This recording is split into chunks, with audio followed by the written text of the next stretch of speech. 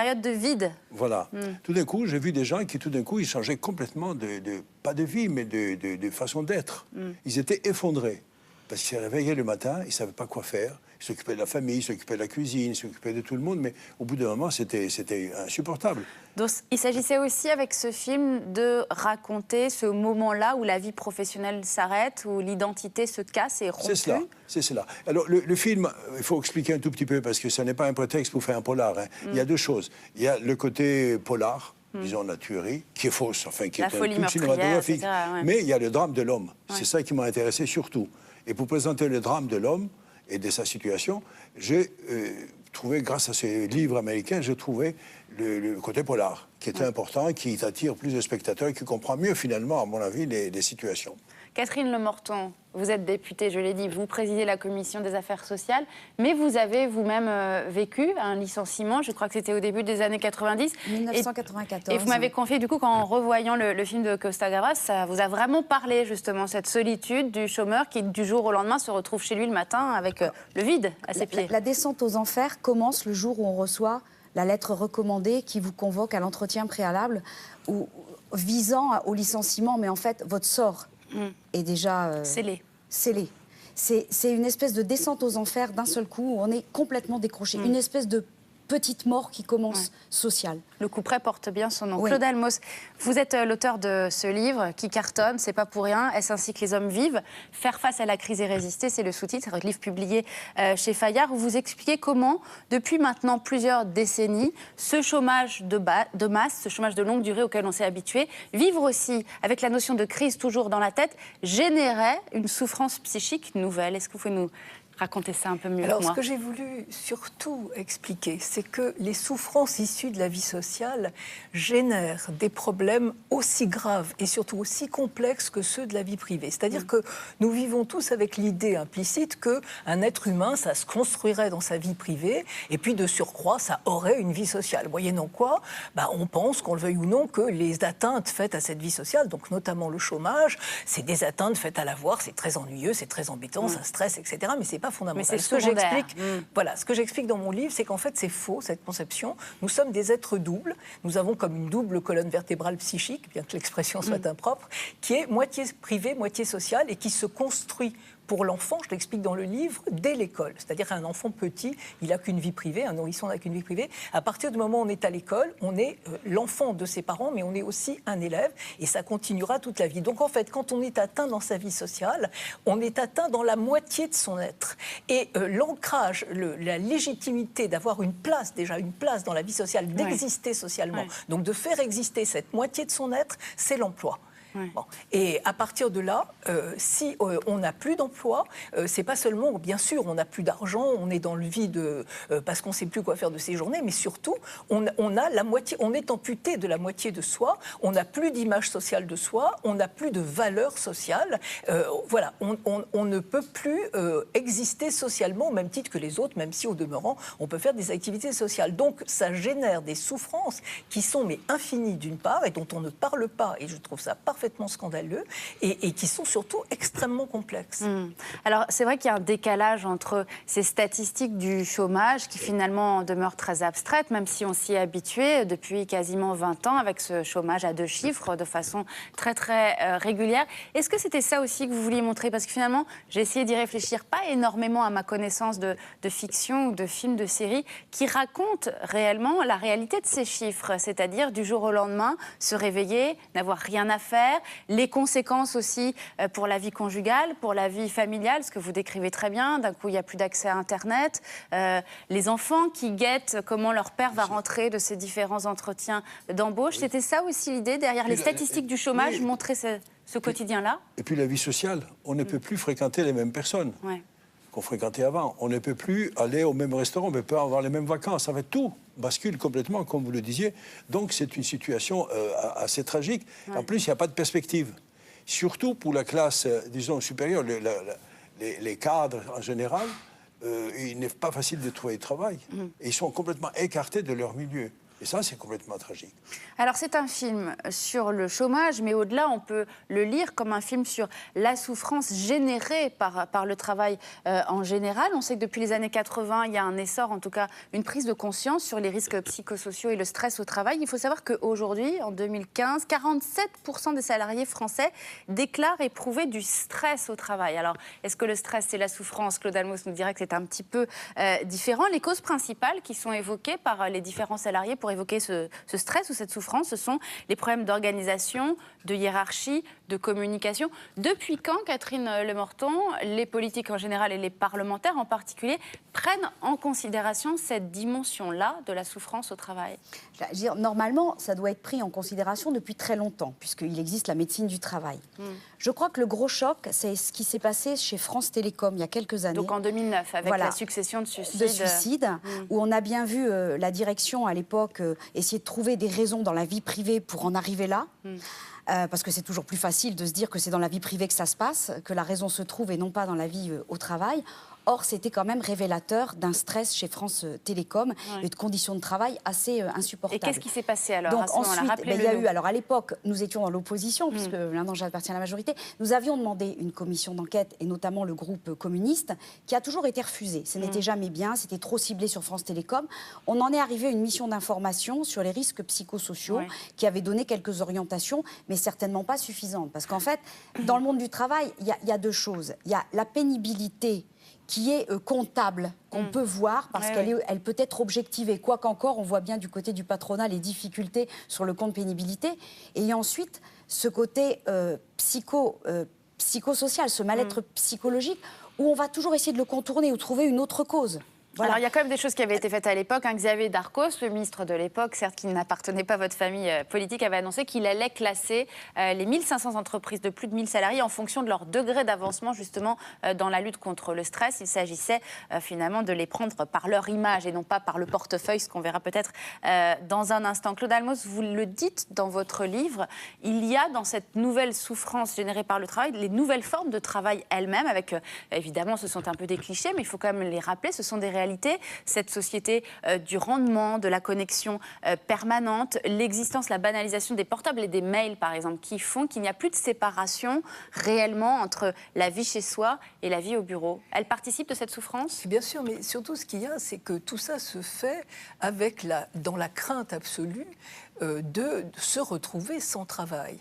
Et donc, à partir de là, tout est possible. Il y a ce qu'on appelle, par exemple, le présentéisme, c'est-à-dire ces gens qui finissent par effectivement craquer parce qu'ils arrivent le plus tôt possible le matin au travail, ils en partent le plus tard possible. Et où je dis dans le livre qu'au fond, c'est comme si l'entreprise devenait une espèce de mère abusive qu'il faille combler comme ça, et puis on ne pourra jamais la combler. Alors on en fait de plus en plus, de plus en plus, de plus en plus. Tout ça, ça n'existe au fond que parce qu'on se dit que si on ne fait pas ça, on peut se retrouver demain comme ceux qu'on voit dans son entourage, comme ceux dont on lit l'histoire dans les journaux, c'est-à-dire sans rien. Et c'est absolument, absolument dramatique. Et effectivement, là où la vie privée est totalement mise en cause, c'est que quelqu'un qui fait ça, quand il rentre chez lui, il n'a plus de temps pour son couple, il n'a plus de temps pour ses enfants. Et moi qui suis psychanalyste, qui reçois des adultes, mais aussi des enfants, bien sûr, parce que les enfants qui voient leur père rentrer à pas d'heure, ils se disent « mais je ne suis pas intéressant pour mon papa ». Ça a l'air de rien. Mais aujourd'hui, où il y a 3000 émissions avec des psys, dont je fais partie d'ailleurs, sur tous les problèmes des enfants et tout, on n'entend jamais parler de ça. On n'entend jamais parler des cette problèmes. Génération d'enfants qui auront connu des parents souffrant mais de même au qu'on travail. n'entend pas parler des parents on entend parler de tous les problèmes des parents, l'autorité, tout ce qu'on veut, mais on n'entend pas parler de la souffrance du parent qui, au supermarché, doit dire non à son enfant pour un paquet de biscuits, alors que ce serait tout à fait légitime qu'il l'ait, parce qu'il n'y a pas l'argent et la honte. Ce qui est absolument admirable, je trouve, dans le film de Costa Gavras, c'est qu'on voit très bien l'isolement, mais on voit la honte, on voit la gêne et on voit cette espèce de solitude. C'est absolument remarquablement filmé et et c'est absolument juste. Alors la peur de perdre son emploi, on le sait, elle a été amplifiée, accélérée par ce qu'on appelle, pour aller vite, la mondialisation, ce que vous appelleriez, vous peut-être, Costa Gavras, la financiarisation de l'économie. Autre thème qui vous intéresse, puisqu'il y a aussi eu cet autre film avec Gad Elmaleh qui s'appelait Le Capital. syndical où vous montrez justement comment ce qu'il y a d'angoissant, c'est aussi ces décisions qui sont prises par d'autres et qui d'un coup ont un effet domino sur une banque. Des décisions qui sont prises dans des bureaux par des gens qu'on ne connaît pas, on ne sait pas d'où ils sortent, ils ne sont pas élus par personne et ils disent telle chose va se passer et telle chose prise là-bas. Les actionnaires sur un autre continent qui décident pour une banque... Ça répercute à des milliers de gens. C'est ça qui est formidable. Alors, parce que je crois qu'ils ne voient les situations et les personnes en chiffres ou en courbes. Donc pour eux, c'est 3000 personnes. 3000 personnes, c'est quoi? C'est rien. Mais ils ne pensent pas que derrière ça, il y a 3000 familles, avec des enfants, avec des problèmes, etc. Non, ils voient les chiffres.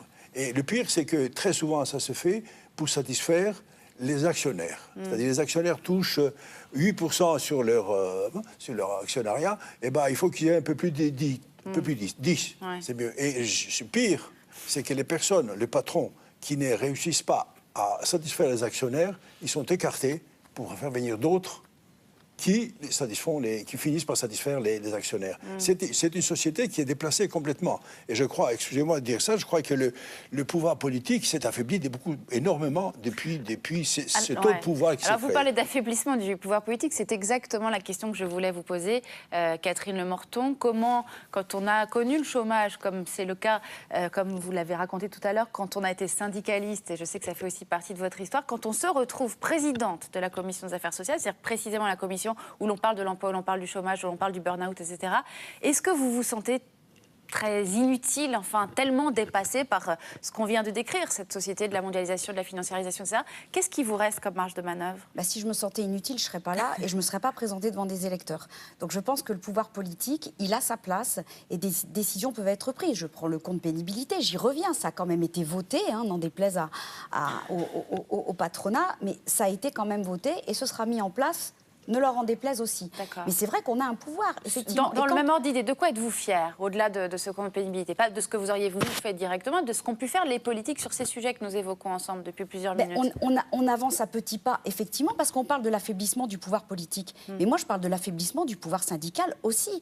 Parce que là, on a parlé des grandes entreprises. Mais où en sont les salariés des très petites entreprises où le syndicalisme n'existe pas? C'est-à-dire quand on est seul face à son patron, alors là, la décision, pour le coup, elle est prise effectivement dans la petite entreprise. Mais il n'y a personne, il n'y a pas de délégué du personnel. On est seul devant l'entrepreneur qui n'est pas forcément un gros loup qui veut vous manger, mais qui dit, moi, ma trésorerie ne marche plus et j'ai besoin de me séparer de quelqu'un parce que j'ai 5 salariés, il m'en faut un en moins. Il y a une solitude terrible. Et on parle du chômage de masse. Et je vais reprendre une expression qui a été prise pendant la guerre 14-18 en disant, il y a eu tant de millions de morts, mais au fond, il y a eu tant de millions de fois un mort. J'ai l'impression, au chômage, c'est pareil. Il y a 5 millions de chômeurs, mais il y a 5 millions de fois un chômeur. C'est-à-dire chaque chômeur est un cas particulier. Alors même si quand même on va dire qu'en France, beaucoup nous envient ces systèmes de protection du salarié, bien sûr avec les fameux CHSCT, les comités d'hygiène qui ont mission en principe de surveiller justement aussi cette souffrance morale au sein de l'entreprise. Les prud'hommes, c'est-à-dire une justice extérieure à l'entreprise. La médecine du travail, il faut en parler, qui n'a pas assez de moyens aujourd'hui. Qui n'a pas assez de moyens. Vous demandez une expertise sur le lieu de travail parce que vous avez une salariée en souffrance physique. Je suis en train de le vivre actuellement. Depuis 2 mois, j'ai fait la demande d'expertise. La médecine du travail ne m'a toujours envoyé personne. Et la médecine du travail qui est par définition inopérante, justement, quand on perd son emploi, ce qui est un vrai problème, Claude Almos. Ce qui est un vrai problème, parce que le licenciement, c'est toujours un traumatisme, et j'explique là en psy dans mon livre vraiment pourquoi. Ce traumatisme, il n'est pas soigné, parce que dès qu'on est mis au chômage, on n'a plus accès à la médecine du travail. D'abord, c'est grave parce qu'on ne peut pas se faire soigner, mais c'est grave aussi parce que symboliquement, ça veut dire qu'on ne fait plus partie du monde du travail. Alors que un chômeur, c'est un blessé de la guerre économique et que ça devrait être comme un blessé qui revient du front. On devrait s'occuper de lui. Mais je crois que, moi je suis très contente qu'on ait une députée sur le plateau parce que je crois qu'il y aurait vraiment des choses à faire. Par exemple, dans mon livre, je parle de ce mot chômeur, qui est un mot terrible parce que l'identité sociale des gens, c'est le mot de leur emploi. On pourrait dire informaticien au chômage, boulanger au chômage. Au moins, on garderait l'idée qu'on a un métier, on a un savoir, on a une compétence. Alors déjà, quand personne ne veut plus vous donner un salaire pour votre compétence, comment est-ce qu'on peut garder l'idée qu'on a une valeur et qu'on a une compétence? Mais en plus, on perd le nom de son travail. Et c'est absolument terrible. On devient une espèce de masse indifférenciée. Et ce serait quand même pas grand-chose de garder aux gens le nom, enfin vraiment, de leur métier. C'est quand même extraordinaire. C'est très important ce que vous dites, que 5 millions de chômeurs, c'est 5 fois un chômeur. Mais je crois que si on raisonnait comme ça et que justement on aille voir avec les psys s'occupent d'autre chose que de nous prêcher le le bonheur et qui s'occupe un peu de la vie sociale, peut-être que justement on pourrait voir à quel point ça fait mal. Parce que dans cette idée qu'on est rejeté, qu'on est honteux, qu'on n'est pas comme les autres, qu'on est à l'écart, c'est comme vraiment une marque d'infamie. Est-ce que vous vous sentez un peu dans l'obligation, justement, Costa Gavras, j'ai le sentiment à travers vos films, de montrer, de raconter ce qu'on est en train de se dire sur ce plateau, ces évolutions de la société, ces évolutions de notre rapport au travail, à notre identité sociale, ces nouvelles maladies, ces nouvelles souffrances qui apparaissent. On parle de burn-out, on parle de harcèlement moral, des concepts qui n'existaient pas il y a 30 ans, 40 ans. Vous avez dit dans l'obligation. Non, je ne me sens pas dans l'obligation, mais dans l'envie. Dans l'envie, j'ai envie de raconter. C'est mieux, d'ailleurs. Des histoires, oui. Non, parce que l'obligation, alors, ça vous oriente vers un certain militantisme que je respecte, mais qui n'est pas tout à fait, à mon avis, mon avis. Mais oui, absolument. On a envie de raconter, les hommes, la difficulté que nous avons, c'est les histoires. Trouver l'histoire juste ou écrire l'histoire juste pour précisément présenter cela. Alors, il y a eu quand même des avancées, on va le rappeler, avec la directive européenne. L'Europe agit aussi sur ces sujets-là un peu en 1989, sur la santé mentale au travail. Pour la première fois, le mot a été prononcé. En France, la grande loi de modernisation sociale de 2002 qui introduit une définition juridique du harcèlement moral pour la première fois. En quoi, encore aujourd'hui, la loi doit aller beaucoup, beaucoup plus loin? Quel serait un vrai grand projet de loi, Catherine Le Morton, qui prendrait en considération toute cette nouvelle donne qu'on vient d'évoquer? C'est très compliqué, parce que le champ est vaste. Mais c'est vrai qu'on fait avancer, par exemple, sur les plans de sauvegarde de l'emploi, où on essaie vraiment de sauver l'emploi à tout prix. Et ensuite, je pense qu'il faut améliorer les conditions d'accueil, mais ce n'est pas forcément dans la loi. Il faut améliorer les conditions d'accueil chez Pôle emploi, par exemple. Quand on a auditionné le patron de Pôle emploi l'autre jour, lors de sa renomination, et qu'il mettait en avant, enfin moi j'étais à ses côtés, ça m'a scotché, j'étais prête à tomber de ma chaise, quand il a dit « Nous améliorons, il y a ce contact direct par la webcam ». La webcam, quand quelqu'un vient de perdre son emploi, il a juste besoin de rencontrer quelqu'un en vrai. Ce qu'a très bien raconté Nora Philippe dans un documentaire qui s'appelait « Pôle emploi ne quittez pas », qu'on est très fiers d'avoir diffusé sur notre antenne. Je ne sais pas, moi, pour l'avoir vécu, j'avais besoin de quelqu'un tout de suite, physiquement, à voir, qui n'allait pas forcément m'amener un travail dans la minute, mais enfin ce contact humain nécessaire. Donc, agir évidemment au niveau des agences Pôle emploi. D'ailleurs, les salariés de Pôle emploi disent qu'ils n'ont pas les moyens. Qu'est-ce que vous pensez de ça? Parce que là encore, c'est très concret, de cette initiative de plusieurs parlementaires qui voulaient une reconnaissance législative justement de ce qu'on appelle le burn-out. Qu'est-ce qu'ils voulaient faire avec ça, les députés? Qu'en pensez-vous? Ils voulaient reconnaître le burn-out, sauf que parce que ça n'existe pas aujourd'hui. Non, ça n'existe pas. Dans la loi, ça n'est pas reconnu comme pathologie. Mais ça, c'est forcément une discussion entre les partenaires sociaux. C'est là où la démocratie représentative rencontre la démocratie sociale. On laisse les partenaires sociaux discuter entre eux, mais on voit bien la difficulté de reconnaître le burn-out, même si Madame le décrit très bien, cette situation. C'est reconnaître objectivement quels sont les contours, à partir de